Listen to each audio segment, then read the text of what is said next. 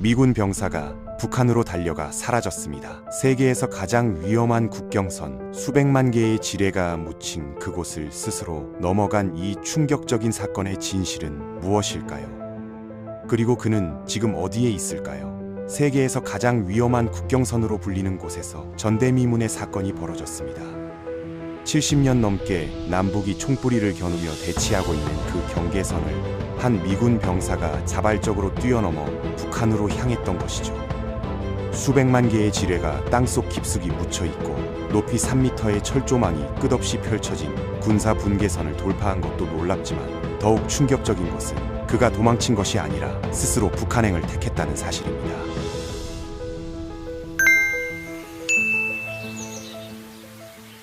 2023년 7월 18일 오후 판문점 공동경비구역에서는 평소와 다름없이 일반 관광객들을 대상으로 한 견학 투어가 진행되고 있었습니다. 매일 수십 명의 관광객들이 이곳을 찾아 분단의 아픔을 체험하곤 하죠.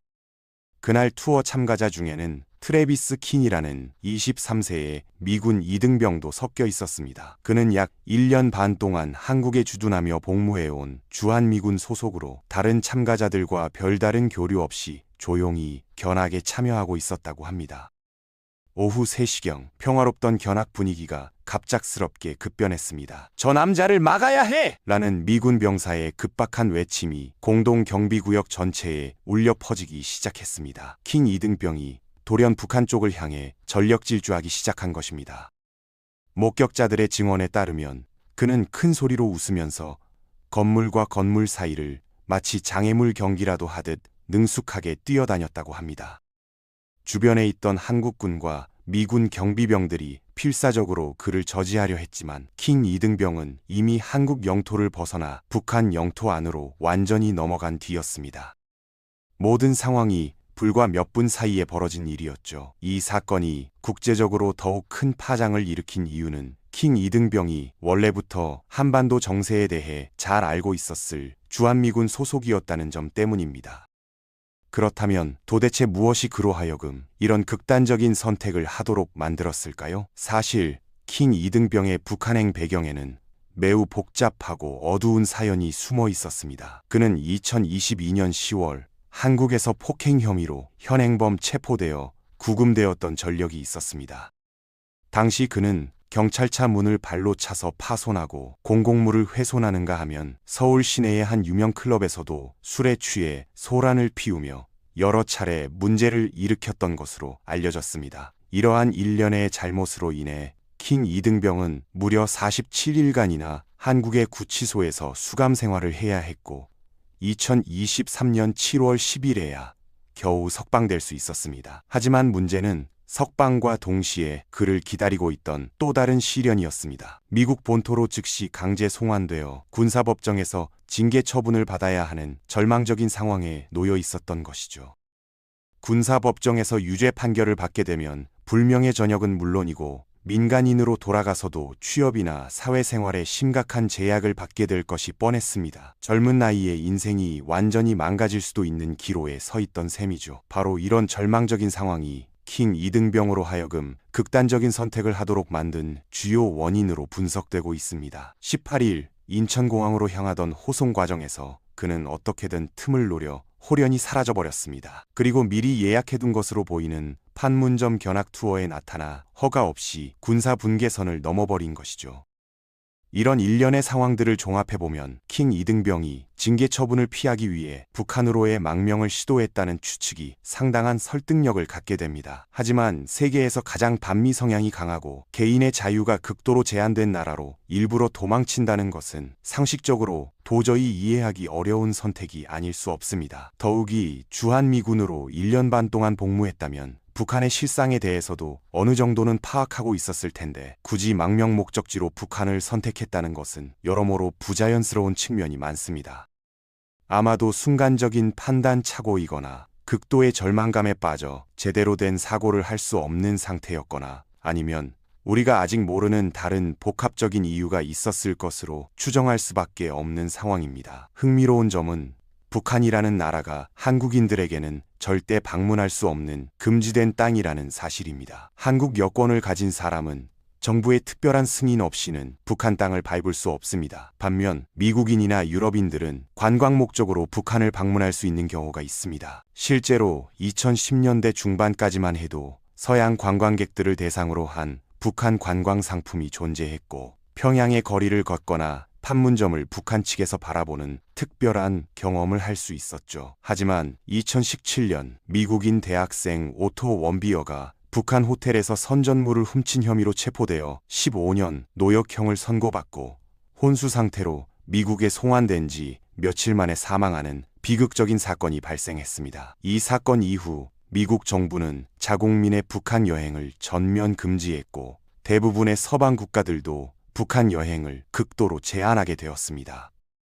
한국인에게 북한은 더욱 특별한 의미를 갖습니다. 같은 민족이지만 70년 넘게 만날 수 없는 땅, 가족이 있어도 생사조차 확인할 수 없는 곳입니다. 한국에서 북한으로 신혼여행을 간다거나 북한의 백두산을 자유롭게 등산한다거나 평양 거리를 산책한다는 것은 상상조차 할 수 없는 일입니다. 반면 중국인들은 북한과의 국경을 넘어 비교적 자유롭게 북한을 방문할 수 있습니다. 중국 단둥에서 북한 신의주로 이어지는 국경을 통해 관광객들이 오가고 중국 기업인들이 북한에서 사업을 하기도 합니다. 이런 현실이 한국인들에게는 아이러니하게 느껴지기도 합니다. 같은 민족인 우리는 갈 수 없는데 외국인들은 관광을 갈 수 있다니 말이죠. 현재 킹 이등병은 북한에 억류되어 있는 상태이며, 그의 무사 송환을 위해 미국 국방부와 국무부가 북한 당국과의 협상을 시작했다는 소식이 각종 외신을 통해 전해지고 있습니다. 그런데 가장 큰 문제는 현재 미국과 북한의 관계가 역대 최악 수준까지 악화되어 있어서 정상적인 외교 채널을 통한 대화가 거의 불가능한 상황이라는 점입니다. 양국 간 공식적인 대화 채널도 사실상 막혀 있는 상황에서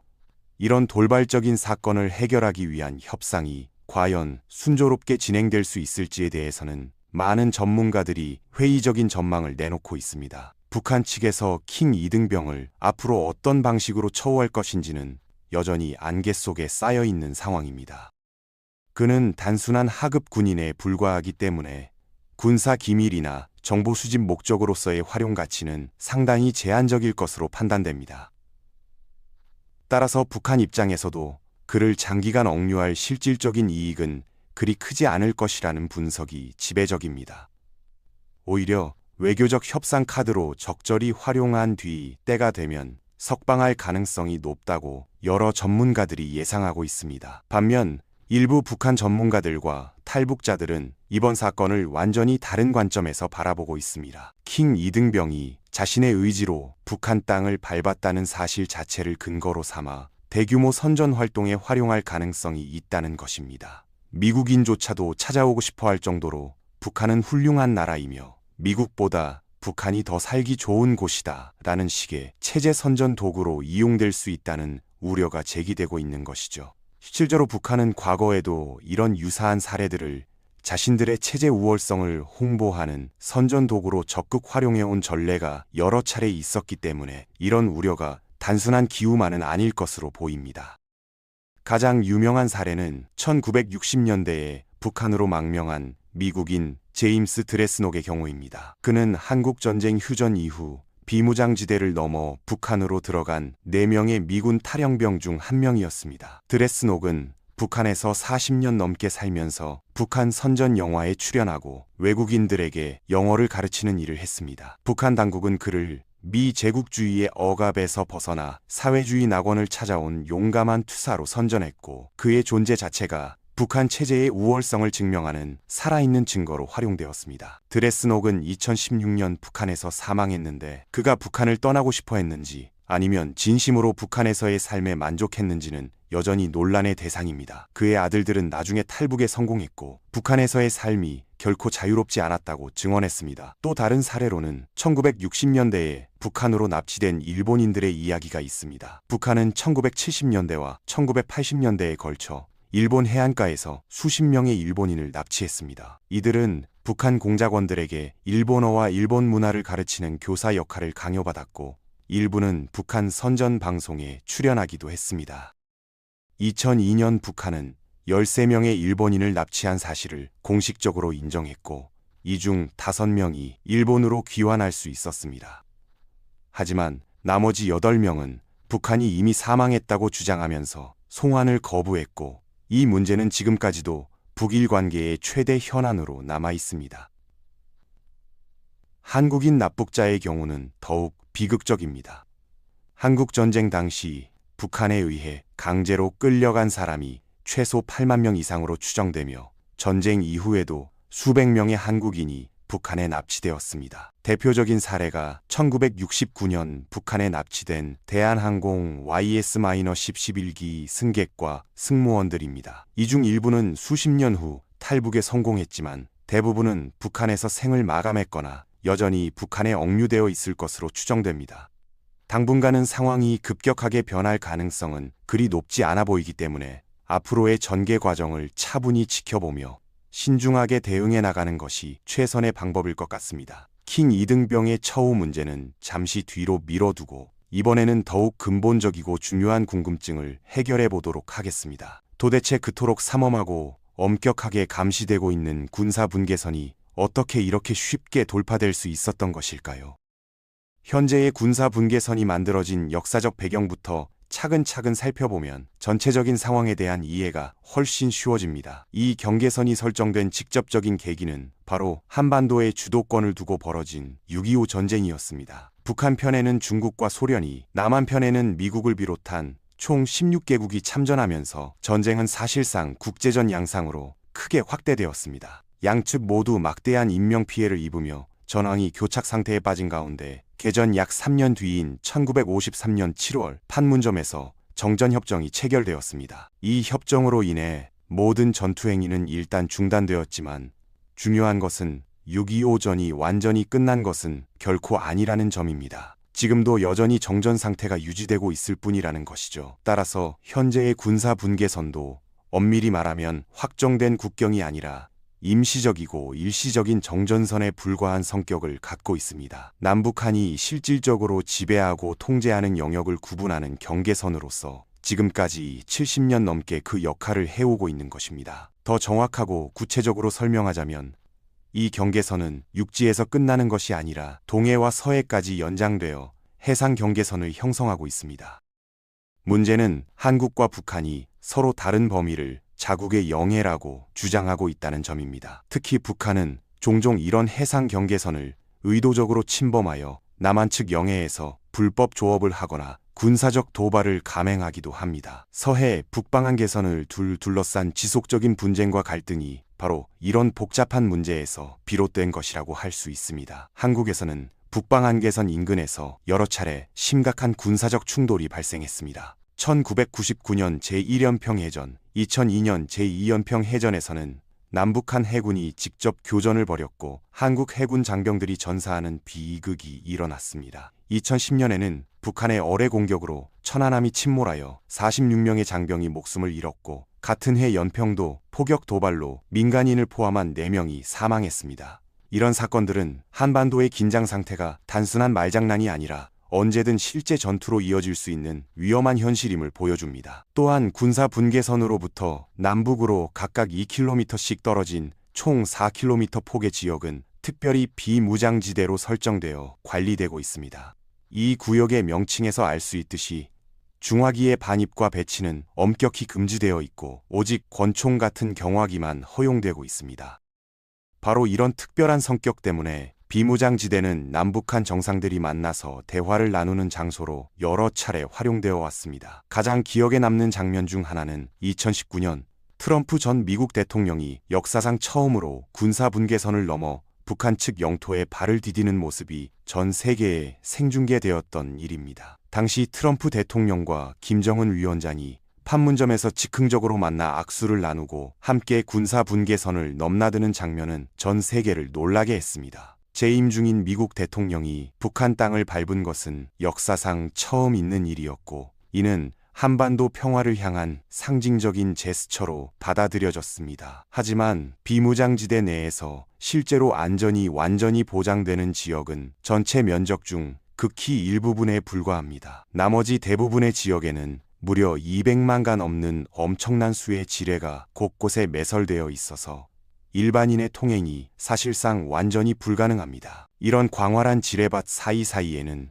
높이 3m에 달하는 철조망이 수십 킬로미터에 걸쳐 끝없이 늘어서 있고, 이 철조망에는 절단되거나 일정 이상의 무게가 가해지면 즉시 경보가 울리는 첨단 감지 센서들이 빼곡히 설치되어 있습니다.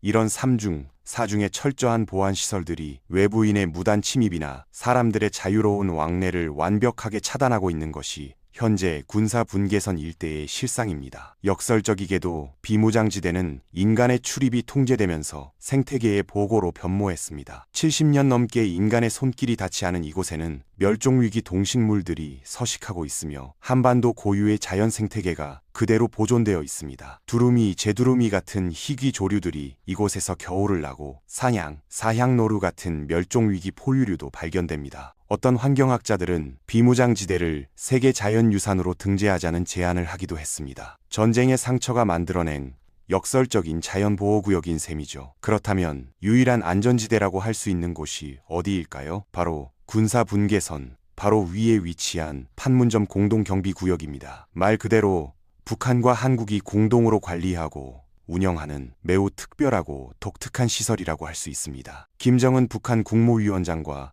트럼프 전 미국 대통령이 역사적인 정상회담을 가졌던 자유의 집이라 불리는 회의장을 비롯해서 여러 중요한 건물들이 바로 이 구역 안에 설치되어 있습니다.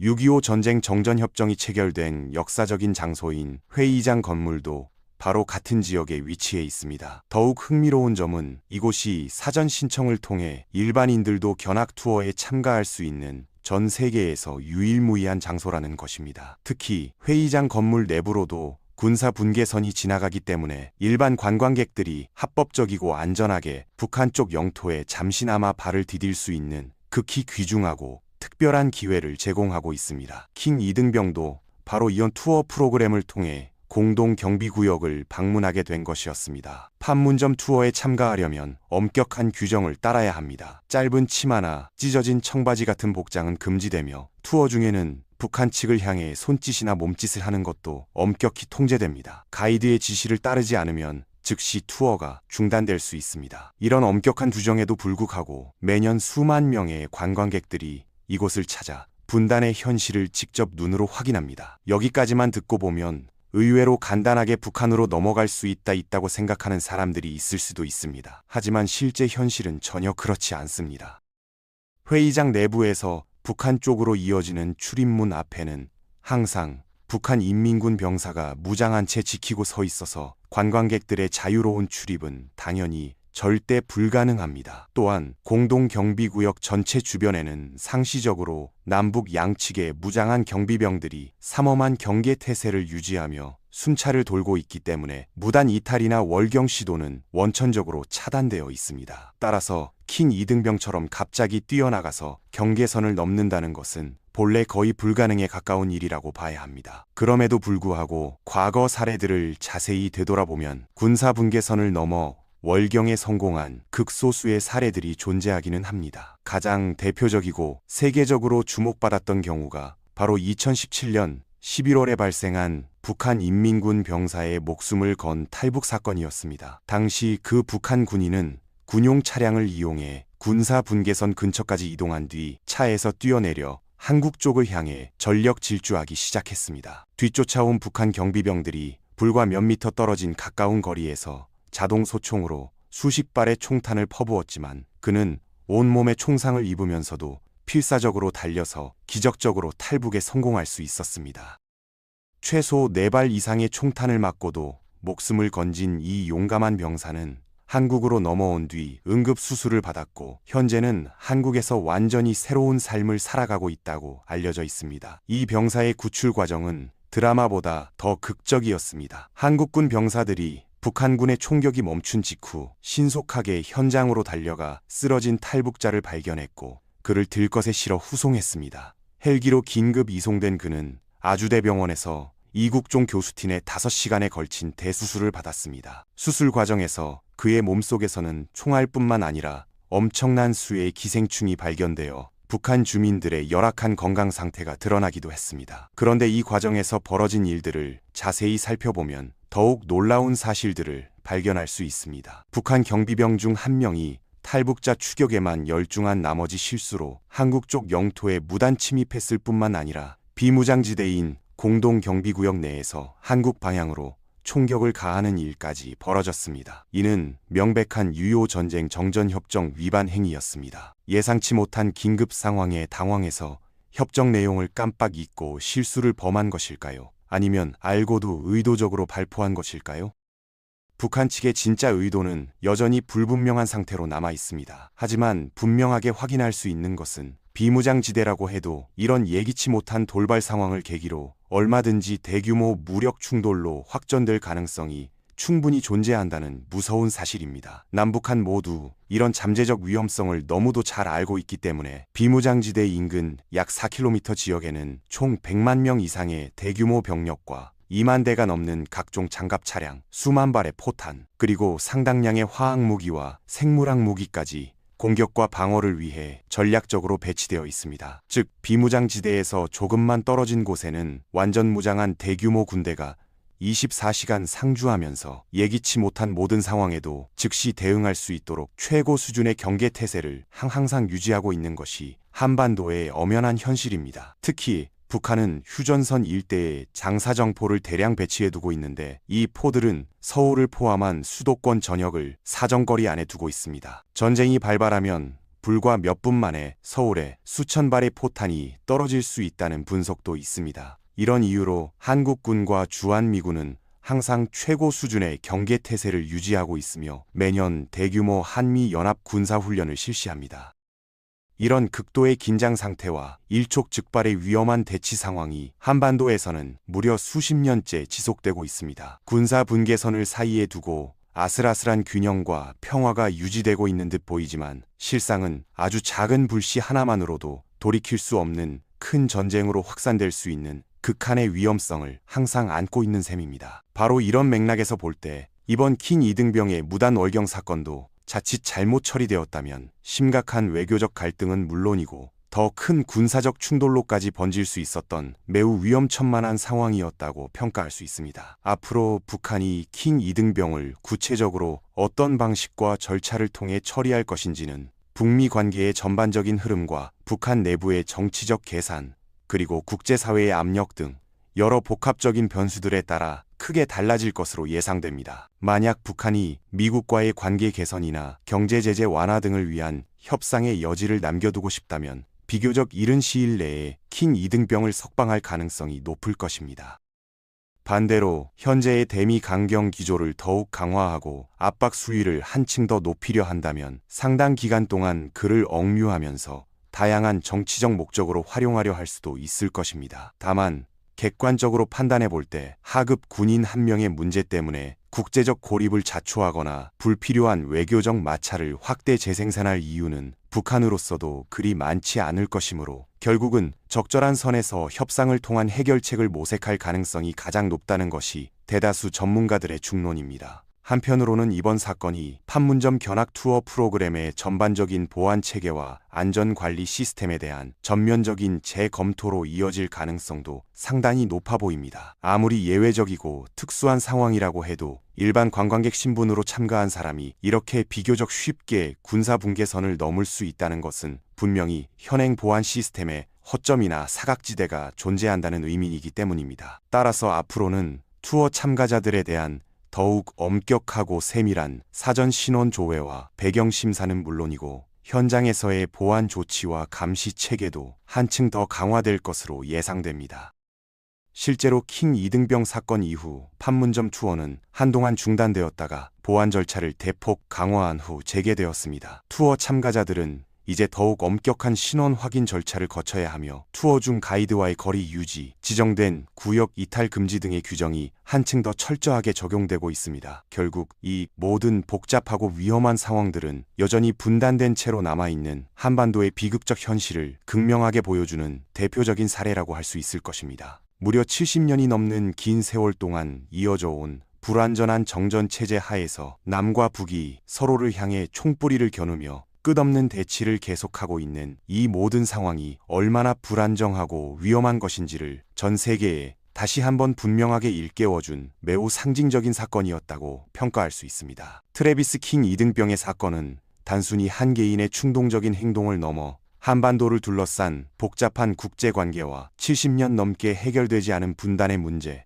그리고 세계에서 가장 위험한 국경선에서 매일같이 벌어지는 긴장 상황을 압축적으로 보여주는 사례라고 할 수 있습니다. 그가 북한에서 어떤 처우를 받고 있는지, 언제쯤 미국으로 돌아갈 수 있을지는 여전히 불확실합니다.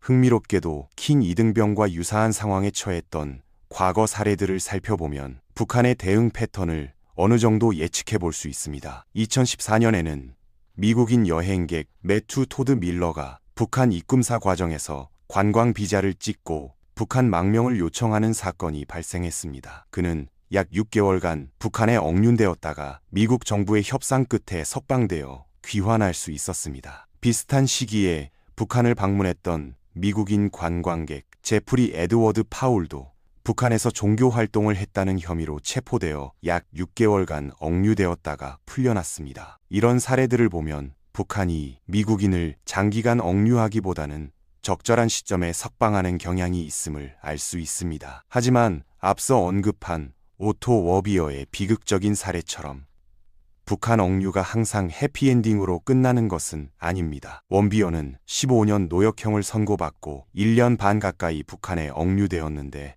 석방 당시 이미 심각한 뇌 손상을 입은 상태였고 귀국 직후 사망했습니다. 북한은 그가 보툴리누스 중독으로 혼수 상태에 빠졌다고 주장했지만 미국 의료진들은 이를 인정하지 않았고 정확한 사인은 미스터리로 남아 있습니다.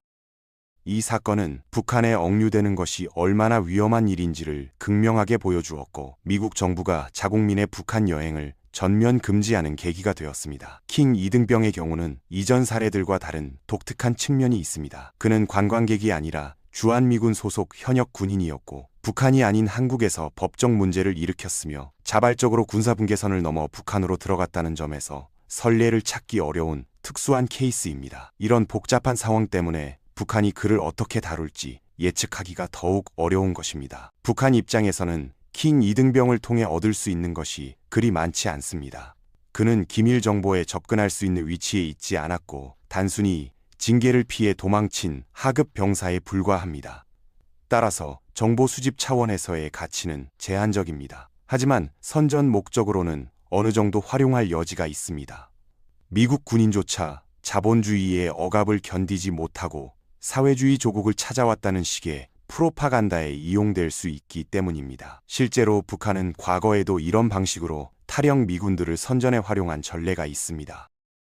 한편 미국 정부는 킹 이등병의 송환을 위해 다각도로 노력하고 있지만 현재 미북 관계가 사실상 단절된 상태라 협상이 쉽지 않은 상황입니다. 미국과 북한 사이에는 공식적인 외교 관계가 없고 대화 채널도 극히 제한적입니다. 과거에는 스웨덴 대사관이 북한 주재 미국 이익 대표부 역할을 하면서 이런 문제들을 중재했지만 최근 들어 그마저도 원활하게 작동하지 않고 있습니다. 더욱이 북한은 핵과 미사일 개발을 계속하면서 국제사회의 강력한 제재를 받고 있고 미국과의 관계도 극도로 악화된 상태입니다. 이런 상황에서 킹 이등병 한 명의 문제를 해결하기 위한 협상이 얼마나 순조롭게 진행될 수 있을지는 미지수입니다. 그럼에도 불구하고 전문가들은 결국 킹 이등병이 석방될 것으로 전망하고 있습니다. 북한이 그를 계속 억류한다고 해서 얻을 실익이 크지 않고 오히려 불필요한 외교적 마찰만 키울 수 있기 때문입니다. 다만 그 시기가 언제가 될지, 어떤 조건으로 석방될지는 북한의 전략적 판단에 달려 있습니다. 이 사건이 우리에게 던지는 메시지는 분명합니다. 한반도의 평화는 여전히 매우 불안정하며 작은 사건 하나가 큰 위기로 번질 수 있는 위험한 줄타기가 계속되고 있다는 것입니다. 70년이 넘도록 이어진 정전 상태, 언제든 전쟁으로 돌변할 수 있는 긴장 관계, 그리고 이념과 체제의 대립으로 인해 같은 민족이 서로를 총으로 겨누고 있는 이 비극적 현실은 하루빨리 해결되어야 할 과제입니다. 킹 이등병 사건은 그런 의미에서 한반도 분단의 비극성과 위험성을 전 세계에 다시 한번 각인시킨 상징적인 사건으로 기억될 것입니다.